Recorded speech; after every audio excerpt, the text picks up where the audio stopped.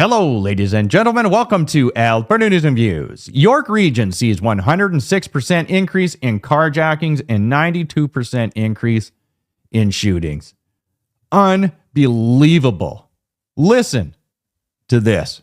While York Region remains very safe, we are experiencing an increase in crimes involving firearms. I want to take this opportunity to provide you with some of the data so you understand what's taking place within the region and the root cause of gun violence. In 2024, the region has seen a 92% increase in shootings, a total of 46 since January of this year. And we've also seen a 106% increase in carjackings, a total of 64 since January of this year. And equally troubling, since 2019, over a 5-year period, we've seen a 400% increase in carjackings, which are violent and traumatizing for victims and their families. Illegal handguns have become all too easy to access with limited consequences for criminals.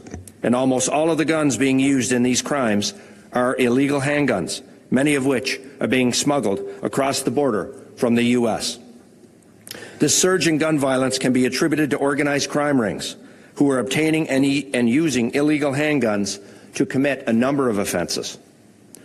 Organized crime is also behind both the nationwide increases in auto thefts that we've all witnessed and the ongoing conflict in the tow truck industry. It truly is astounding that people are putting up with this and not demanding justice. When you have a government that controls media, law enforcement, and the legal system, this is exactly what happens. You have a country that has become lawless. You truly do. Check this out. Government officers told to skip fraud prevention steps when vetting temporary foreign worker applications. Star investigation finds. Beginning in January of 2022, Employment and Social Development Canada directed staff to apply streamlining measures when evaluating the legitimacy of applications by employers who want to hire temporary foreign workers. The Immigration Temporary Foreign Worker Program has been destroyed. It is obliterated.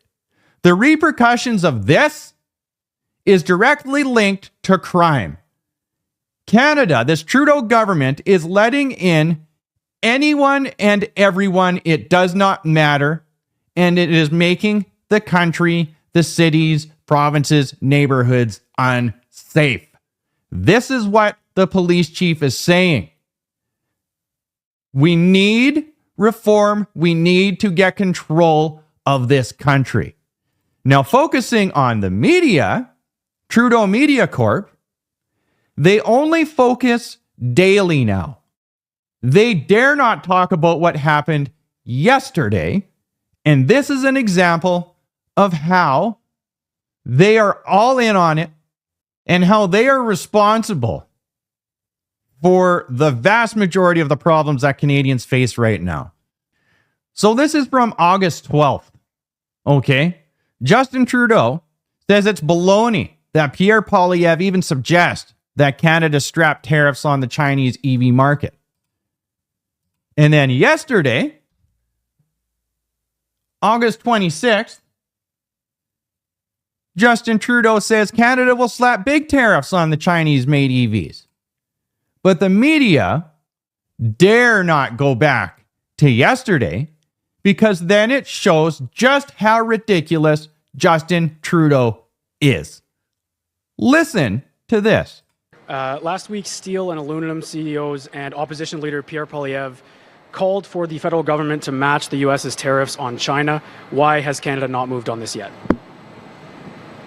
Well, first of all, it's a bit of a joke that Poilievre is suddenly talking about workers in the auto industry. He has said repeatedly that he wouldn't be making these investments in our auto industry. He wouldn't have invested. He'd be cutting our investments in EVs, in building an extraordinary EV supply chain in Canada, something that we've been doing as a government in partnership with the government of Ontario and others right across the country over the past 4 years in a deliberate strategy. Bring in Volkswagen, bring in Stellantis, invest in Honda, invest in the EV supply chain from mines to manufacturing and recycling. We have been there every step of the way, and the federal Conservatives continue to say they'd cut it all. They don't support it. They don't believe in investing in Canadian workers. So him to suddenly turn around and say, oh, we're worried about EVs, that's baloney. He's looking for a political angle because that's all he does. But in regards to the CEOs and the steel manufacturers and the partners in the industry, I can tell you, for the past many months, we, alongside Minister Mary Ng, our Minister of Trade, have been working with stakeholders, working with community groups, working with international partners on making sure that Canada's EV advantage remains. Canadians have invested in this future, and we're going to make sure that we follow through on it. So Poilievre jumping in front of the parade or trying to is just silly. We have stood up for Canadian workers in the auto sector. We will continue to stand up for Canadian workers in the auto sector.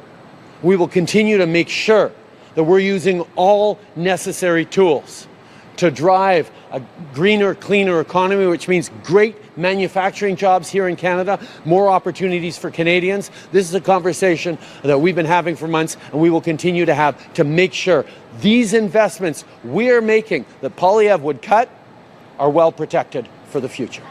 Blah, blah, blah. Well protected for the future. Apparently only 2 weeks.